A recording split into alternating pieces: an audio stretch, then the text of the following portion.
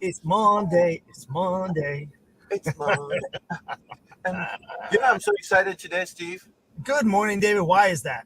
I'm excited because we have a great guest today. Today's guest is a friend. I enjoy working with her. I consider her a friend of mine. I've known her since the first day I walked into my very first CAI event. So I'd like to welcome to the show Miss Lauren Vadenais, and she is the Director of Business Development for Rezkom. Lauren, welcome to the show. Why don't you tell our viewers a little bit about yourself and what you guys do at Rezkom?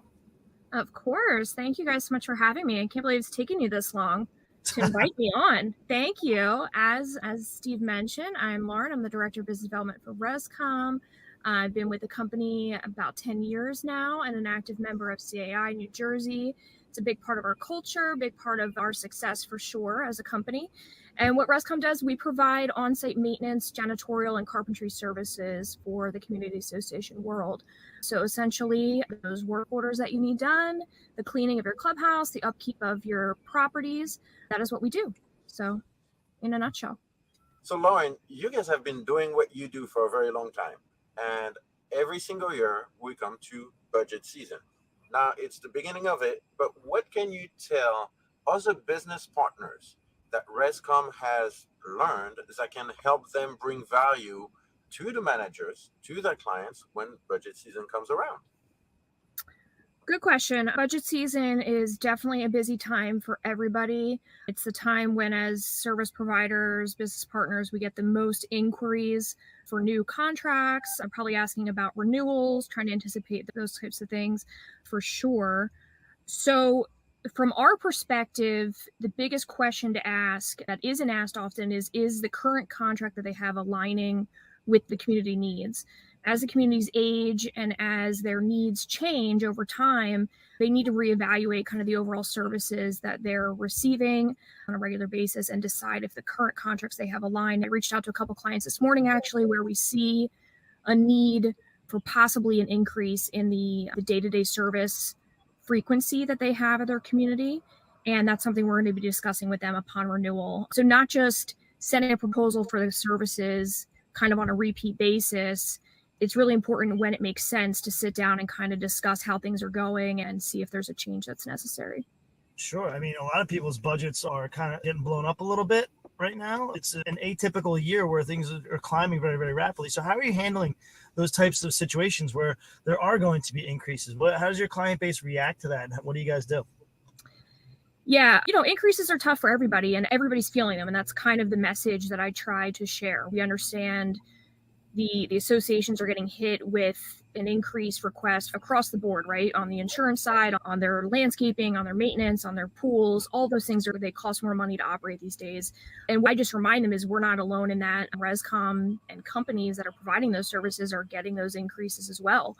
In your personal life, things are more expensive to maintain.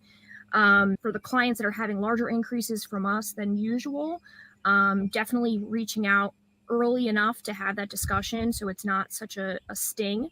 I don't like to just blindly send something with a larger increase than normal without a discussion. And just definitely kind of talking through some of those parameters and determining the best way to approach that with them is key. Yeah. I like that approach a lot. And I think not enough business partners are doing it. So I very much value your input there. And I'm sure managers across the country would agree with your statement there. But in your line of work, what's the biggest cost driving factor, so to speak? Where does the increase come from primarily? Yeah, so the two areas that we're seeing the largest increase is wages and having employees. We've had to do huge bumps across the board with respect to our employee packages, the hourly rates, things like that, to keep good employees, to entice new employees to come on board so that we can take on new clients, things like that. So that's number one. And then insurance, which I'm sure you guys can relate to. Insurance is a huge thing in our world. Liability, even minor things that we get involved with from a liability standpoint, it drives up the cost of our insurance every single year because we're physically performing the work and it's expensive to insure us. So that has changed drastically over the past several years. The human component is an expensive one, and so is the insurance component. Yeah, I think you pretty much got that one there. Those two factors are the ones that are on the rise the most right now. But as far as maybe some of the other factors that would drive up costs, how difficult is that to predict what's going on? How far out can you guys actually project and begin to communicate to your clients when they might be seeing an increase or something like that? So my standard outreach kind of internally starts about 90 days ahead of time. Okay. Most of our clients are at least considering it at that point. There are some times where we make some adjustments with respect to the contract dates and things like that to align with their fiscal budgets. So sometimes I'm asked about that. Definitely this time of year, even if their contract's not up for another 9 months, I'm getting questions about that. And in general, I would say our recommendation across the board, which I'm sure most providers, the accountants, the attorneys are all recommending, is somewhere between 4 and 6%. That coincides with the national economic inflation that's being recommended right now. And that's kind of where we're putting our sights as well for forecasting. So you've been doing it for over 10 years. And those conversations are not easy conversations when you have to sit down in front of the board of director and tell them that budgets has to be revised and not in the right direction. How do you handle it? What's your tips? My tips are definitely be proactive with it. And I think from a service provider perspective, you need to be really confident in the ask. Certainly it's a little more challenging if there's service concerns and things like that. Those definitely need to be addressed. But the confidence factor and really just explaining in a very matter-of-fact fashion kind of the facts of where our money's coming from. I'm very transparent about what our overhead is, what we're looking to achieve from a profitability standpoint. So just honesty and transparency, I think, is the best thing you can do. And don't be afraid to ask for that request, because unfortunately, if you don't feel confident or you're too afraid to lose the relationship over an increase that you know that you need as a company, you're just setting yourself up for failure anyway. Because then if your overall budget is too low or set too low for a particular client, you're not going to be able to achieve the service results that they need. So the one thing I'd like to ask you is if you had a piece of advice for a younger professional that is jumping both feet in CAI, community association world, whether it's in our local market or across the United States, what would be your one good piece of advice? Well, I guess twofold. One would be to definitely be involved, use the network that's available to you.